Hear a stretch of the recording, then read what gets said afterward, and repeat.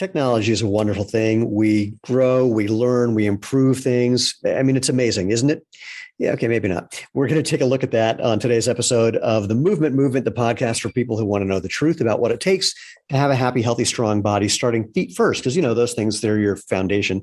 And we break down the propaganda, the mythology, sometimes the outright lies you've been told about what it takes to have a happy, healthy, strong body, or more importantly, to play and run and walk and hike and do yoga and CrossFit, whatever it is you like to do those things enjoyably, efficiently, effectively. Did I say enjoyably? I know I did. It's a trick question because look, if you're not having fun, do something different till you are. You're not going to keep it up if you're not enjoying it anyway. So I'm Stephen Sashen from ZeroShoes.com, your host of the podcast. And we call it the Movement because we are creating a movement that involves you. It's easy. It's free. It'll be natural, about natural movement, having your body do what it's made to do. And there's a thing called the Null Hypothesis, which is basically you start with the way things already are. And if there's an intervention, the intervention has to prove itself first. And so natural is the null hypothesis. Anyway, if you want to be part of this, it's really easy. So moving about natural movement, movement's about you, natural movement. All right, I got it all. Go to www.jointhemovement.com. I didn't get any sleep last night, so I'm having a hard time. You'll find previous episodes, the ways you can interact with the podcast, where you can find us on social media, on YouTube, on Facebook, etc. And the way you become part of the movement. Just spread the word, share, like, leave reviews, give us a thumbs up, hit the bell icon on YouTube. You know how to do it. In short, if you want to be part of the tribe, subscribe. So let us jump in. Jakob, tell people who you are and what you do. It's a pleasure to meet you, Stephen. Yes, my name is Jakob Roze, and I have a concierge personal training business. And simply put, my mission is to help middle-aged individuals reclaim their metabolic health through cardiovascular movement and also strength training as well. So that's kind of what I do in my professional life. How did you become someone who focuses on middle-aged people as a not middle-aged person yourself? Interestingly, I think part of it had to do with the fact that when I grew up, I was actually mostly surrounded by adults. And so I'm an only child.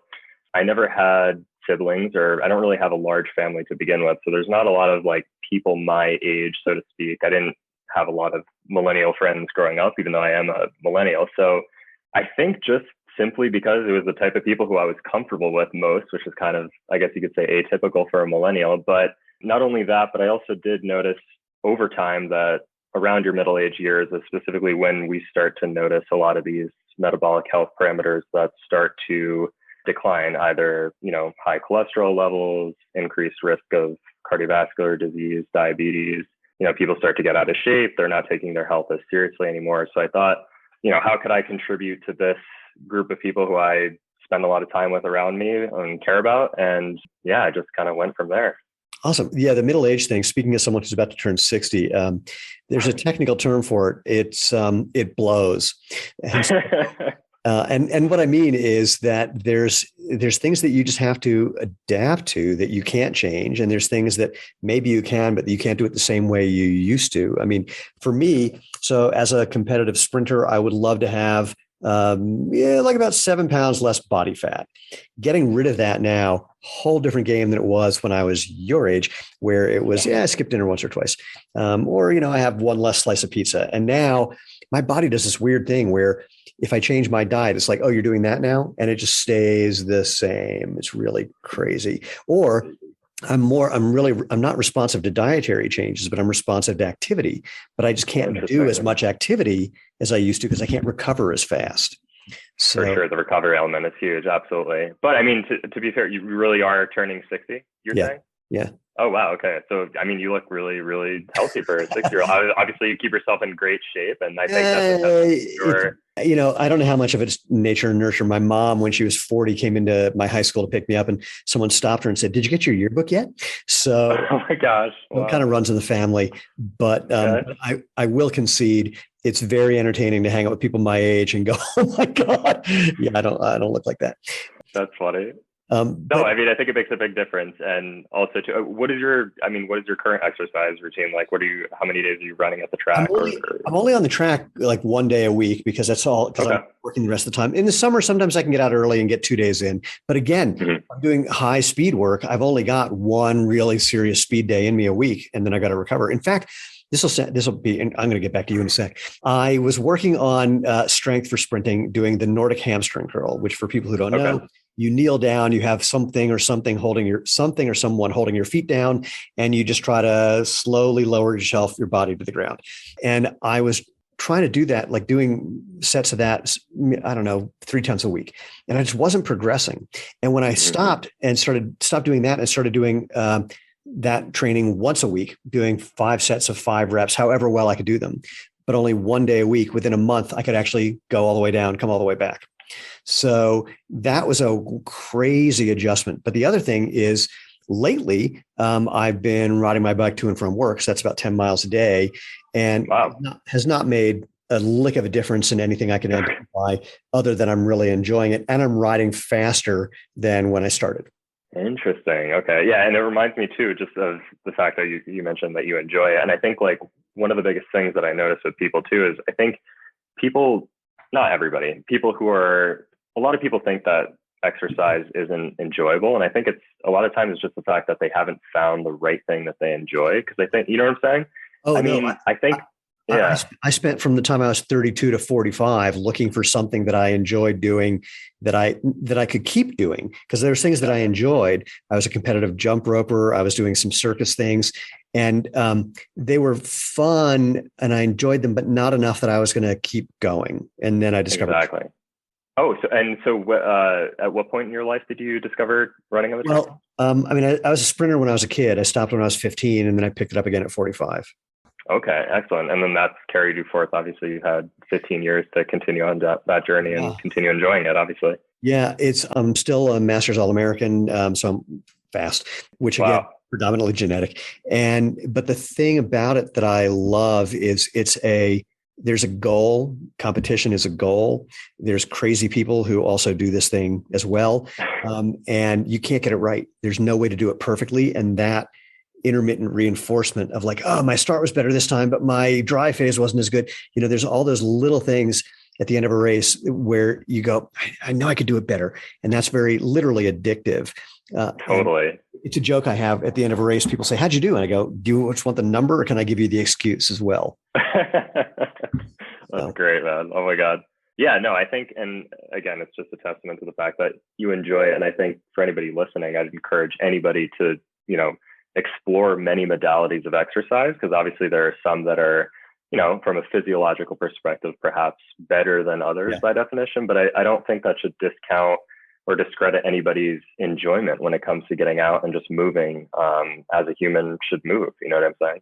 Yeah, well, talking about track and field, there are dozens of different events, and finding the one that's the one that you enjoy is critical. I mean, I know I run the 60 meters indoors, 100 meters outdoors. I don't run the 2, I don't run the 4, I don't run miles, I don't do distance.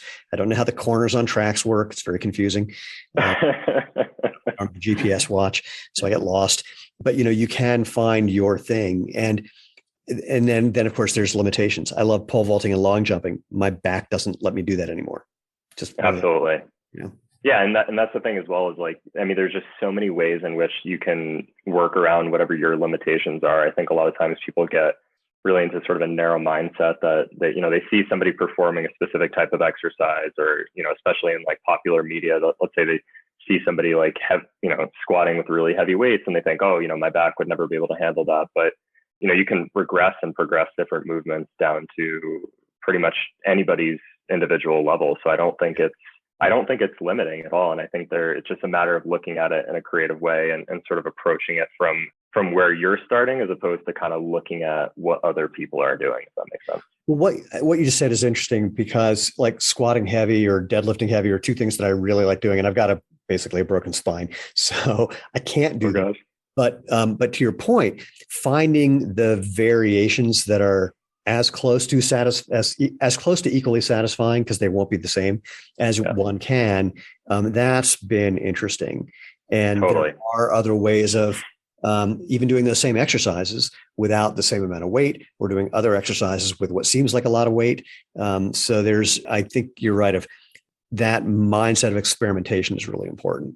Yes, precisely. And it kind of brings me to something as well, when we were talking about like how, exercise should be enjoyable first and foremost. And something that's always been super inspiring to me has been I was an anthropology undergrad major. So we looked a lot at different indigenous cultures. And one of the things that I learned was specifically that indigenous cultures have no true real separation between sort of their like play life and work life, if you will. Like they're kind of one and the same, and they don't necessarily formally exercise in the way that like you and I are, have a very packed schedule. We have our day planned out to the hour, and we set aside, 1 hour to go to the gym or the track, and that's our like quote unquote exercise time. But when you look at indigenous cultures, it's like they find ways to express movement in various ways that are enjoyable to them. And maybe it means, chasing each other around, or kids, playing tag like games, whatever.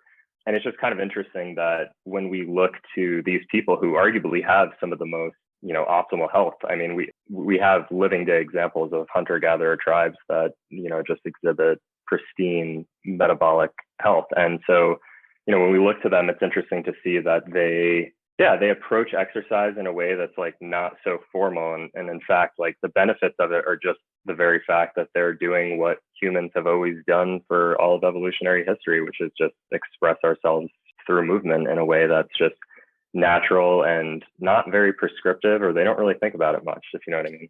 Well, there's also something about having that lifestyle where you engage in activities, this is going to sound weird, in a way that you can't really replicate. So for example, the difference between, going to the gym versus walking down to the river, picking up rocks, bringing them back and building a house, totally. The difference between going for a run or even sprinting, very different than when you're trying to chase down food or being chased by someone that thinks you're food.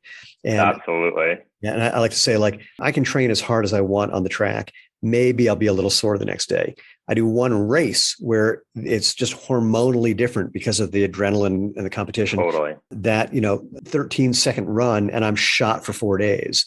So you just can't fake some of these things. You can come close, but it's not the same. Exactly. And I've got to answer your earlier question in another way that's kind of relates to this. So we were talking before this started, we just got a dog, and I mentioned I'd learned that I can sprint all out with no warm up at 6 a.m, like roll out of bed and sprint. Right. That's what the dog does. And it was actually shocking to me because when I go to the track, I spend 20 minutes warming up. I do all this stuff. And it's like, oh, wait a minute. Maybe there's more to how these bodies work than even I was thinking. Definitely. And it was just like an automated process, and you didn't realize that you had, I'm sure you realized you had the capability, but you never had to sort of like do it. Well, I never had the opportunity or the reason to test it. And it was just that. Exactly. It's like, I feel awake. Let's just see how I feel. And I only did a tiny little bit, like 5 seconds. It's like, what the hell? That was, and then, now we'll do like, maybe out of a 20-minute walk or so, I'll do a full out 100, maybe 3 times. For sure. Interesting. Yeah, actually, it's funny you should say that. I don't have a pet or a dog specifically, but I experimented recently. I also like warm up extensively before I do most of my sprint or high intensity training. But there was a couple of times where kind of going off of this concept of like what it means to naturally move as a human and looking to indigenous cultures. And, hunter-gatherers certainly aren't warming up for their, daily tasks. They just kind of are doing them, right? And so I thought to myself, I was like, what would it be like to just like pretend like I was chasing an animal, or like just, go from like literally inside on my computer to just going out and like sprinting. And like, I was honestly like quite surprised at like how simple it really was. Like, I think I had this perception just, growing up as like a runner and stuff, we always went through this methodical warm up and stretching. And it's not to discount those, because of course, arguably we know, from the literature that these things do in fact improve performance. But when you just, I don't know, I think it's something about like letting go and just like letting your body, like trusting your body and just like letting go. And it's like, it's amazing, like what we can do when we're just like on autopilot. It's like, no, like, let's just be human and just let it go, You reminded me, I used to do a thing in a house that my wife and I used to live in. I had a pull-up bar. We had a second bedroom that was our TV room. So we had a sofa bed, we had a TV, bathroom. And I put a pull-up bar in the doorway between the room and the bathroom. And every time I walked by, I did some pull-ups or chin-ups. And I like that. No warm-up, no thinking, no whatever, just do as many as I wanted to. And it made significant differences, just having something to do it without, you're not overthinking it. Just do it and see. Exactly. Yeah, that was a totally. So, the intro to this thing, I was talking about, hey, technology and human advancements are wonderful, but we're already starting to talk about indigenous cultures. I love that you have an anthropological history, because the guy who really kicked off the whole barefoot running movement was Dan Lieberman from Harvard, who is an anthropologist. Was not a physiologist, was not a physical therapist or biomechanist or any of those, but was studying indigenous cultures. So let's jump into that a little more, shall we? Yes, definitely. So it's actually interesting. I didn't know that. Oh, my really? introduction. Yeah, actually, like literally, I'm definitely going to go look him up now and probably contact him. Well, he's mentioned in Born to Run a couple times, and Okay. What kicked off the barefoot movement was a combination of Born to Run being out, but that book had been out for a while before it took off. What really kicked it into high gear was when Lieberman's study came out showing that running barefoot and landing midfoot put less force through your body than running in shoes, where he took some people in Africa who ran barefoot habitually, put them in shoes, and they started overstriding, heel striking, and putting more force into their joints. And that was, I can never remember if that was in Nature or Science, but that got a lot of attention and really made things start to move. Interesting. Oh, also too, just for the listener, anybody, Born to Run is a book that Stephen and I were talking about before the show started, and highly recommend anybody who, wants to dive into barefoot running. This is a great place to start. 100%. Yeah, it's just a great book too. It's a great story. It's a great narrative. My wife, who's not a runner, found it just as fascinating as every runner that I know. Here's a little teaser. I'm not even sure if I'm allowed to say this. Born to Run 2 is coming out in about 8 or 9 months. I didn't even know that. That's amazing. That is so great. I just found that out. Wow. All right. I'm very, very excited now. I think the idea of it is to be something more practical, to get, and because the reason I know is Chris and his partner Eric, they reached out to me, not like partners, like partner in the book, reached out and said, we're doing a section on footwear, can we get some shoes to test? And I sent them pretty much one of everything we make. That is super cool, man. And actually, I'd love to just, the quick aside, just dive into just some of the zero shoe stuff. So just give me a little bit of a background specifically as to like what your inspiration was. Was it also Born to Run specifically, or like how did that manifest for you? It was the people who've heard me know the story, so I'm going to do the really short version. It was a combination of a friend of mine who's a world champion runner handing me a copy of Born to Run and suggesting that if I took off my shoes and ran barefoot, maybe I would learn why I had spent the previous 2 years getting injured pretty much constantly. And I instantly figured out why I was getting injured. Actually, I take it back. It was semi-instantly. My first barefoot run, I ended up it was super fun. Again, I'm a sprinter. I go very short distances. I don't do anything longer than 100 meters. My first barefoot run, we were out there for like 40 minutes. We ran something like 5 or 6K. I had never done that before in my life. And I could have kept going, just we decided to stop. And that was amazing. I ended up with a big blister on the ball of my left foot. And I didn't think, oh, this is nonsense because I got a blister. I thought, how come my right foot is fine? And my second barefoot run, a week later, when I had this gaping hole in my left foot still, I thought, if I can find a way to run that isn't hurting that, I'm probably not doing the thing that caused it. And let's give it 10 minutes. If it doesn't work, I'll try again later. 9 minutes and 30 seconds of agony later, something just changed. And my running got faster, easier, lighter. I could have kept going forever, it felt like. And what changed is I stopped overstriding. I stopped putting my foot out in front of my body. And like any good sprinter, I was pointing my toes. Bad idea. So, and then my gait naturally changed. My injuries went away. I became faster, et cetera. So I wanted that natural experience, that barefoot-like experience, but I didn't want to have to argue with people about whether it was legal for me to come into a store or restaurant. By the way, my God. And so I made a pair of sandals based on this 10,000-year-old idea. And then the rest, as they say, is history. Absolutely. I can attest to the restaurant analogy. So when I first got interested in barefoot running, I was in high school, and I don't exactly remember what year the first models of the Vibram 5-finger shoes came out, but I was 2006. So it was probably like maybe like 2008 or so. Maybe I got my first pair. I was in high school at the time, and gosh, man, there were some visceral reactions from not only my classmates, but everybody, like anywhere I went, fact. And it just became like this.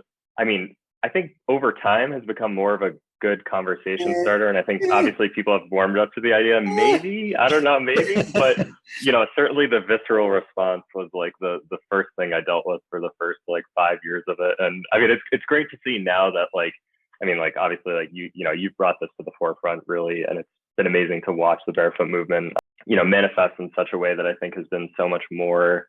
I mean, it's more acceptable, and I think like we now understand like the benefits of it, and it's undeniable, and it's well. I mean, I agree, it's undeniable. The research could not be more clear. Yeah. That doesn't mean that people have gotten. I mean, there's still a lot of pushback, especially from retail, because the big shoe companies have been very deliberately trying to obfuscate the story and basically spread propaganda and say that if you do this, you're going to, you name it, your kids won't get into college, your mortgage rate will go up, your car won't start in the morning, whatever it is. But the interest is growing significantly. When people say, oh, there was a boom and then it busted. It's like, no, everyone I know in this business, our business has grown year over year, over year, over year, faster than almost any other business. So I'm hoping and trying to make it happen that we hit a critical mass where there are enough people who've had the experience, because that's what sells it, that we hit this critical mass point where even the doubters go, let me give it a shot. And when that happens, it's all over. I know. And I think the whole idea to me, I mean, even just in the first place, it's sort of like quite backwards if you think about it, right? Like obviously like we're born barefoot, like we just through evolutionary history have always, operated in a barefoot fashion. And it's interesting to me that like the idea of like not being barefoot is like sort of taboo, if that makes sense. So it's just sort of bizarre. You know what I mean? Well, like I said at the beginning of this, the Null Hypothesis is start the way we're built and work from there. And there's no evidence that modern footwear solves anything, frankly. Exactly. And the reason that we've come to believe these things, like we need shoes with arch support, motion control, padded heels, et cetera, is because of admittedly brilliant marketing. And after 50 years of, everyone hearing that story, then you tell a lie long enough, it becomes the truth. It's common wisdom. Totally. That's where we are. So we're just going back in time 50 years and to when what we were doing is normal and the modern athletic shoe would have been seen as ridiculous. Totally. It's an interesting frame shift, and kind of going back to what you said before, I think, I mean, it's just like you tell a lie long enough and it just becomes, and if you think about it too, it's like the modern shoe really hasn't been around for that long relative to how long people have been walking barefoot. I mean, think about the time span, right? Like how long have people been walking barefoot? Oh, no, it's even better. We know that people have been wearing footwear of some sort, something to protect your foot, something to hold that to your foot for 40,000 years. So wow. The modern athletic shoe is, 0.001% of human history. It's crazy. It's interesting. And yet we still, and these companies, they have such an influence that we think that is the standard. It's just really quite. It's even more. Like I said at the beginning, we in the West, we are prone to think that newer is better, that technology is solving problems. There are cultures that don't think that think that preserving the way it's been done is better. And often that's correct. And we'll talk more about that. That's sort of the crazy part. And more, even the new technology, none of it's really new. It's just variations on a theme, different kind of cushioning, different kind of arch support, different kind of motion control. Again, where there's no evidence that any of those things are beneficial. So it's like the boy who cried wolf, except it's the shoe company who cried cushioning. But in the original story, the villagers got smart. And in our story, the villagers keep running to a shoe store every time someone says, here's a new form of cushioning, even when it's proven that it's no better than what came before it. So it's really wild. It's fascinating intellectually. It's annoying as someone who's trying to change the world and help people and make people better. So, but blah, blah, blah. Enough about me. Back to you. So say more about your relationship with Indigenous cultures, and especially how you're applying that into what you're doing with, I hate to use the word middle age, with, people older than you. Yeah. Okay. For sure. So, I mean, I grew up originally in upstate New York, which is a very rural environment. And one of the things that I became interested in, just because kind of what we did as kids was going outside and being in the natural world. And so I got super interested in wild food foraging. From around the time I was like around 12 or so, it started with just, my family and I, we would pick blueberries up at these cliffs that we have near to where we live. And from there, as I got older and kind of more aware of nutrition, I started to learn, well, there's, quite a big benefit to a lot of these wild foods. And so from there, I think it kind of carried my interest in my sort of early adolescent years into kind of diving deeper into that nutritional side of wild foods, if that makes sense. So I don't know. I think it was just the coolest thing to be able to like walk outside and pick plants outside that I could consume as food. And then let alone like, wow, these things were actually like really great. And like, come to find out there are like, lots of scientific studies that have shown that their nutrient profile is so much greater than that of our domesticated varieties. If that makes sense. So what were some of the things you were picking? Give me a good wild foraged meal. Yeah, so for sure. So one of the most common, which I think people may or may not know, is at least here in the Northeast, every spring there's asparagus. Of course, that everybody's familiar with asparagus. That's a wild species for one. And then the fall time, blueberries. And then again, going back to spring, there's so many, like, at least here we have a plant species called Trout Lily, which is the spring ephemeral that it is a sort of a lily-like plant, but it comes with these two really, really great leaves that essentially look like what a trout looks like. It has this sort of like these rainbow colors, and they make like a wonderful salad green. The list goes on, like mustard greens. There's just so much. And no matter what climate you're in, I think that's the coolest part, is that there's always wild species of plants that you can forage. And it's just fun, man. Like, it's a good way to get outside and impress other people when you're like eating stuff off the floor and they're like, what the heck are you doing, man? Like, so yeah. Lane and I were in Finland for the World Masters Track and Field Championships about 13 years ago. And we were there. It was August, I guess, early August. And wild blueberries, wild strawberries, wild raspberries, and mushrooms everywhere. Yeah. And the rule is, if it's on public land, it's for the public. And so very cool. You're literally just walking through downtown Helsinki and just lunch. It was delightful. That's awesome.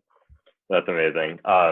Yeah. And so I think, kind of going back to your original question. So that carried me forward into high school. I was trying to figure out what I wanted to do with my life from a career perspective. And so when I got to college, I knew that I was interested in these things. And I initially wanted to become a botanist, because that was kind of the interest that I had, was these wild foods. But I didn't get into the school of choice that I wanted to, which was a forestry and environmental specific school. So that was okay. So I got into a different school up north in Saratoga Springs, New York, called Skidmore College, which, by the way, was a great experience. And it was there that I took a couple anthropology classes, and I was just super fascinated by the fact that this was an area of study. I think I loosely understood the idea of anthropology, like through that, the Barefoot Run book. They reference obviously some anthropologists in there, but I didn't really understand that there was like a formal career in which you could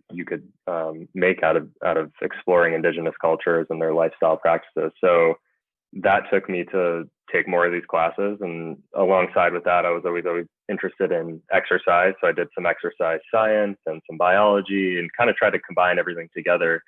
And then after I graduated, I decided, well, I don't know if I want to specifically study plants for the rest of my life. I got, at that time during college, as anybody grows a lot, they branch off and stuff. And I got like really, really fixated and interested on exercise and exercise performance. And prior to college, I'd had no experience in the gym weightlifting. I'd always been, I'm 6'5", and gosh, in high school, I think I weighed like 125 pounds when I graduated. And I was like, it was like ridiculous. Dude, that's like, what I weighed at 5'5".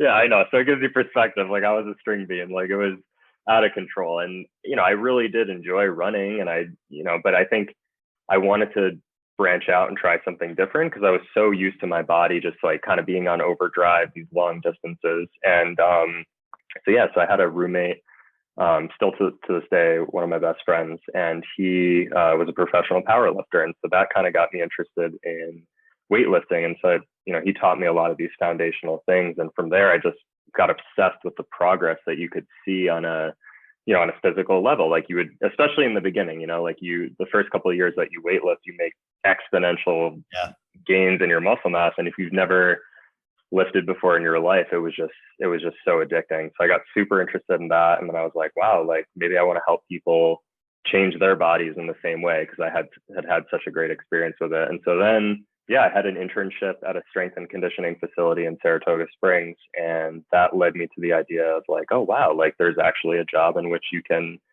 help people professionally with their exercise and improve their health. And so that took me to, of course, personal training.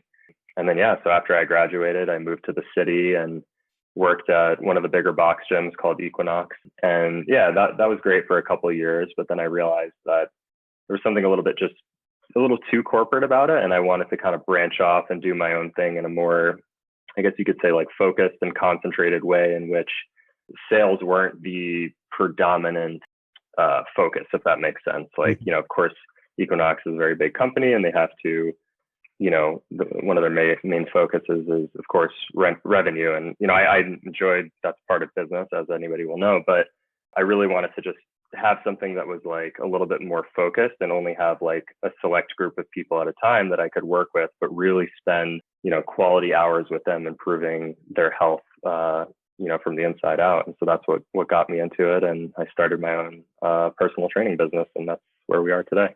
So is there anything you're bringing into what you do with people that comes from your understanding of what Indigenous people are doing? Yeah. So, I mean, kind of going back to what we said in the beginning, is figuring out a way in which people can exercise and also call it play. So it's, obviously, like one of the main settings I train people in is either their houses or in a gym, which is the majority of it is what we do. But that being said, I often prescribe exercise things for them to do on their own. And a lot of times I'm just prescribing them like, hey, like get outside and go for an hour-long hike with your family, because that's not only going to be enjoyable, it's going to be, you're building social rapport with your family. It's fun, it's exciting, it's something to do, and you're getting all the cardioprotective benefits from the cardiovascular exercise that you're doing. And so, so basically, like going back to the Indigenous culture thing, it's like finding a way in which I could prescribe exercise to people that would be fun, fit into their lifestyle, and then also take some of the principles from hunter-gatherer tribes, i.e., for example, not overindulging in carbohydrates. Like obviously we know that for the majority of human history, prior to agriculture, we didn't consume a ton of carbohydrates. And as a result, I think that's one contributing factor to why hunter-gatherer tribes specifically have superior metabolic health. And so kind of taking a piece of that and bringing it into the modern day lifestyle of, the CEO or whoever I am training, and saying like, look, like if these are the principles that have worked for thousands of years, much like barefoot running, like, well, where did we go wrong? And why did we all of a sudden, like, create this new improved like food pyramid? And I think people are just like really confused about nutrition and exercise altogether, because there's just so much information in the modern world that, we just really need to simplify things. We need to go back to those founding principles of evolutionary history of how did our species operate prior to us being told like how we should live as humans, if that makes sense. It does to a point. And I'll tell you why I say it that way. First of all, you're right about how some of the questions about how we got here. I don't know how this happened. I was a cognitive psych major in college, and somehow as a result of that, I got invited to be on a panel to evaluate the food pyramid before it became the food pyramid. And I said, if in fact, there's two interesting points. One is, if in fact you want people to be focusing on grains as a primary thing, the pyramid is not the way people think. The idea that's the base is not the way humans think. If it's more important, it has to be near the top. So just turn the whole upside down. And okay. They went, we can't do that. I went, well, yeah, you can. And the second thing was that after our first round of feedback, they came back with some changes.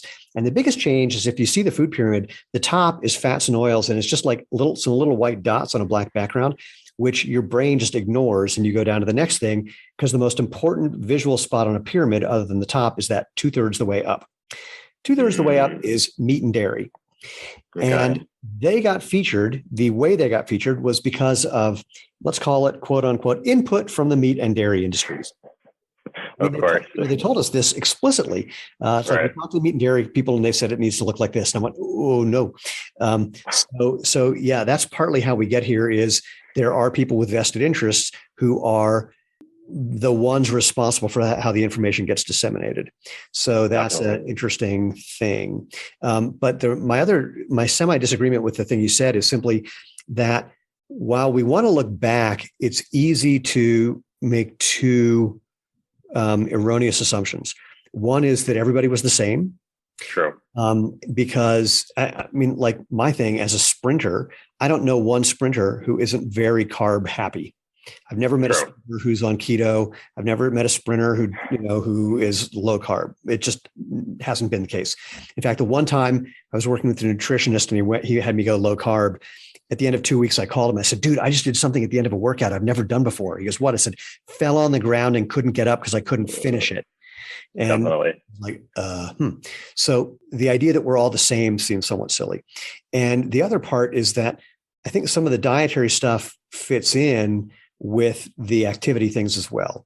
And so if we're only changing our diet, but we're not changing activity to match what that diet is, that can become problematic. And actually, there's kind of a third thing. There's a woman named Denise Minger who's done some great writing on health and nutrition in particular, diets in particular. She wrote a book called Death by Food Pyramid.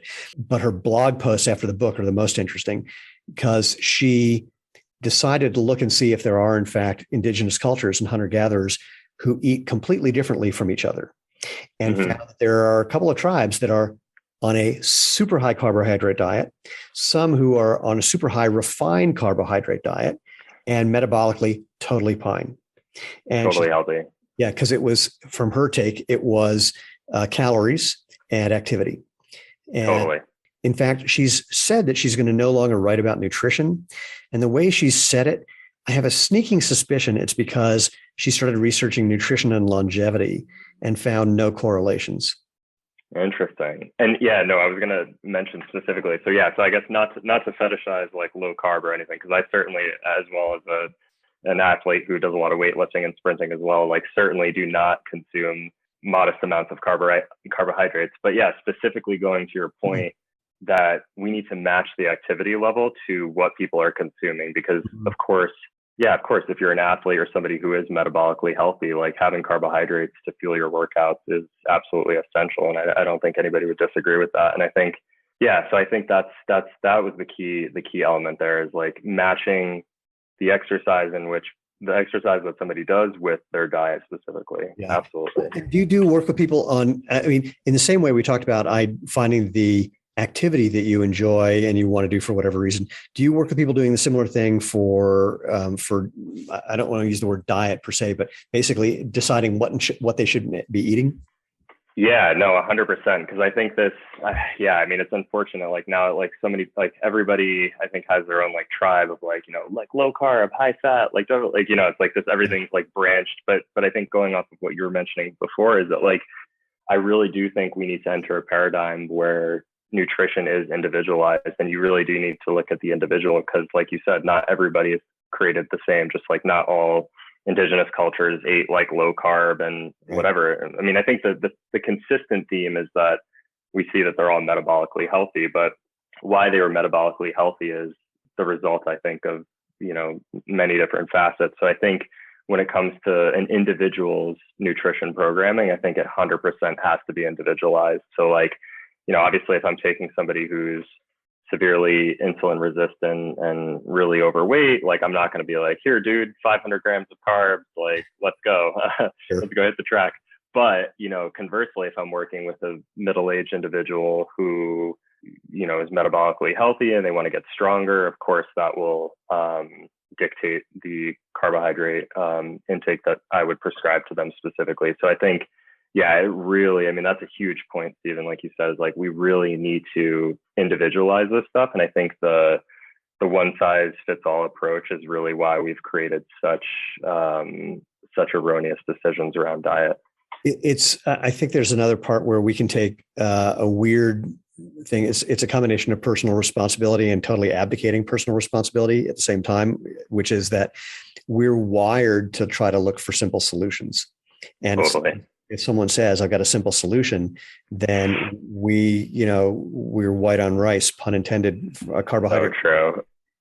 And it's funny how we dismiss things or accept them. I remember reading a book or seeing a book at a bookstore that was going out of business. So this book was $1, and it was about resistant starch, resistant carbohydrates, which for people who don't know, if you take a potato, for example, you cook it, the starches are very, very accessible to your digestive system. If you then let the potato get cold, the starches rearrange and the molecules rearrange, and it becomes partially, if not totally, indigestible. Not the whole thing, but a certain amount. And if you heat it up again and cool it again, even more resistant starch.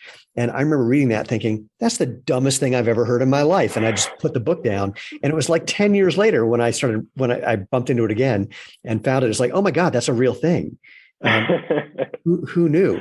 And then even more, I met a guy. There's a guy that I had on the podcast named Peter Kaufman, who's got a product called UCAN, UCAN, and they developed a even more it's resistant starch you don't digest. They developed what they call super starch, which is a super long chain digestible starch. That's the only carbohydrate you can eat and stay in ketosis. Interesting. And they did it because one of the founders of the company, his kid has a metabolic disease where if he doesn't eat carbohydrates like every couple hours, he would die. And they developed this carbohydrate that allowed him to sleep through the night when he ate it. Wow. It's fascinating. And then I said to him, oh, and he says, it's all natural. I said, so you're taking carbohydrates and then just heating them and cooling them and just, selectively doing things with temperature and pressure to create these long chain carbohydrates. He goes, yeah, how'd you figure that out? Well, what else could it be? So it's super interesting. If you were going to give people who are listening, if you're not working with them, so you can't give them explicit advice or specific advice. If you were going to give people some suggestions on what they might want to do to experiment and find the combo of things that work for them, can you think of something you would suggest? Yeah, specifically with regards to diet or exercise. Well, let's do both. Okay, yeah. So let's start with the exercise piece. So I think first and foremost, I think anything more than what you're doing now is going to be beneficial, because I think people often get into this mindset of, I'm starting to work out. I have to go from not working out at all to hitting the weights 5 days a week and hitting the track also in the afternoon. Like, I think there's just this all or none mentality that I think a lot of people have. And I think honestly, we really need to be, I think, more conservative with our exercise programming, especially with people who haven't started. So I would say, especially if you are just starting off, I think one of the best things you can do is just do something just a little bit more than what you're doing now. And even if that means, you're going from completely sedentary to just literally making a commitment to walk for 30 minutes. I know a walk doesn't seem like it's really that beneficial, but it is relative to what you were doing. So as long as you're doing something more than what you're doing now, I think it has immense benefits. And I think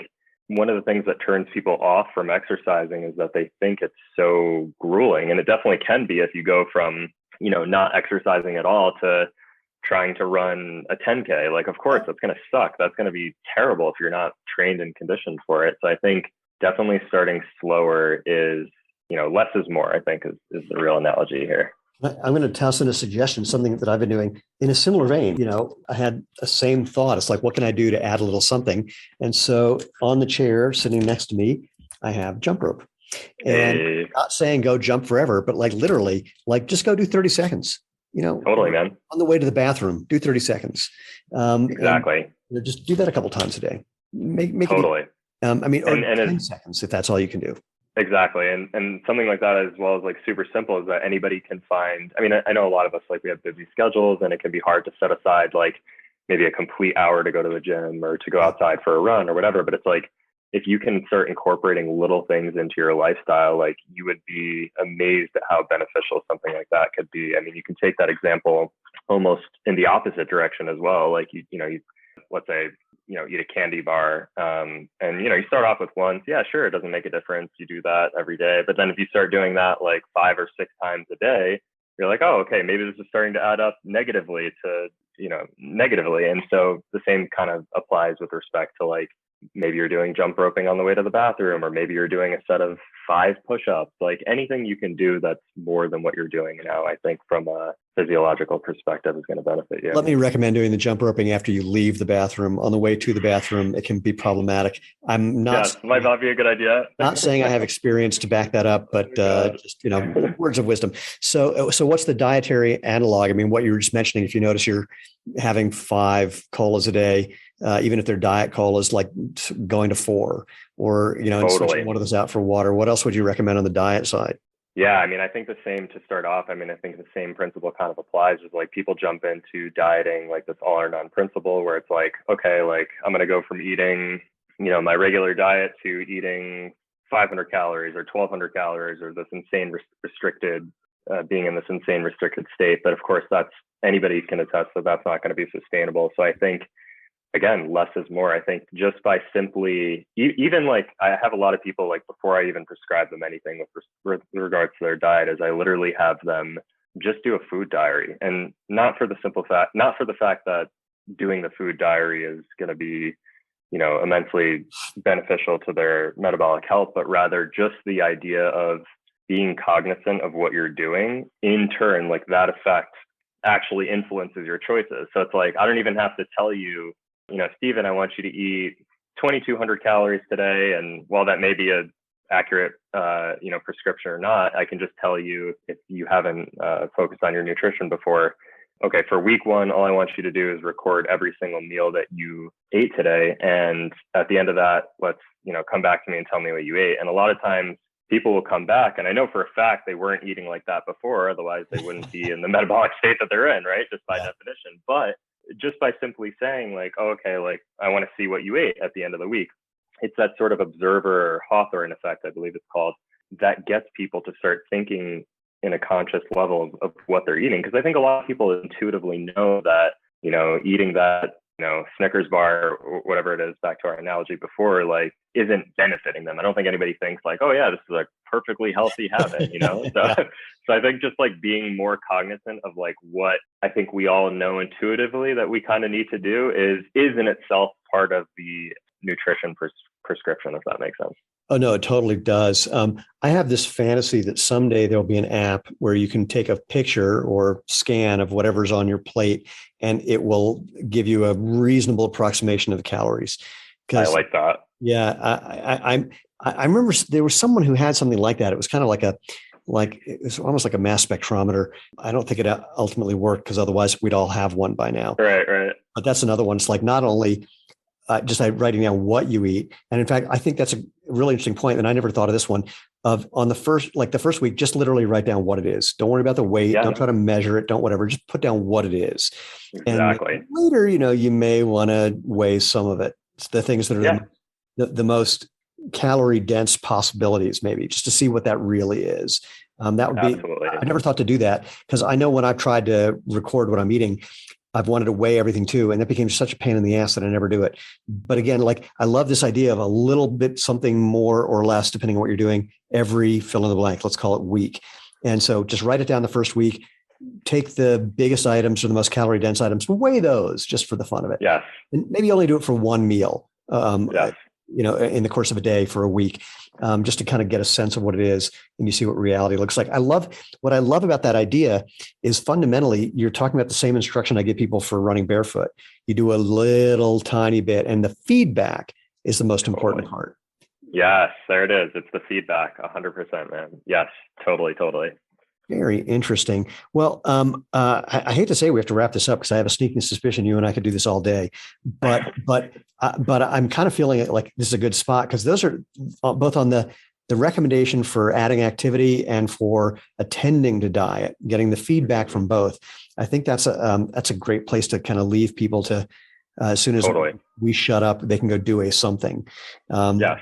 Write down what they were eating while they were listening to us, or go do a couple of push-ups or jumping jacks.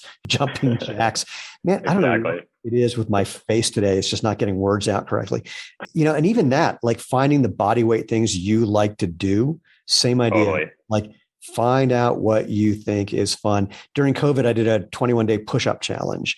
It was super, super fun because it was a different kind of push-ups every day. And at the end of it, I'd like doubled the number of push-ups I could do. So, Totally, but I'm a competitive guy, so I like that thing. And it only took 10 minutes a day. It was brilliant. Like fit in perfectly I would drop behind the conference room table and do 10 minutes of push-ups. That is awesome. So yeah, find what works for you. And I want to hear it. So Jakob, anything that people how can people get in touch with you if they want to engage with you in any way? Yeah, sure. So you can go to my website, www.rozefit.com. And I also am under RozeFit. Pause right there. Spell it. Okay. Yes, that's true. That's important. Phonetically, it's different. So it's www.roze.com, not ROSE. So ROZE.com. ROZE or RozeFit? RozeFit, RozeFit, RozeFit.com. Yes, that's important. There we go. Anything else that people should know? I think that's about it, man. Well, this has been a total pleasure, other than the part where I mispronounced your name.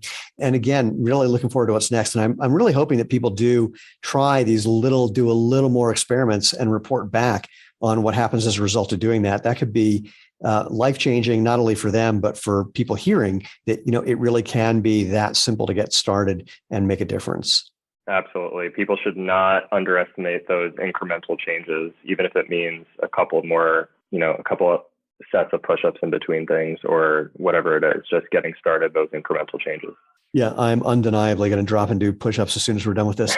I like that sort of inspiration. So anyway, well, thank you so much. This has been a real treat. And for everybody else. Likewise, Stephen. Oh, please. For everybody else, just a reminder, go to www.jointhemovementmovement.com for all the previous episodes, for all the places you can engage with us.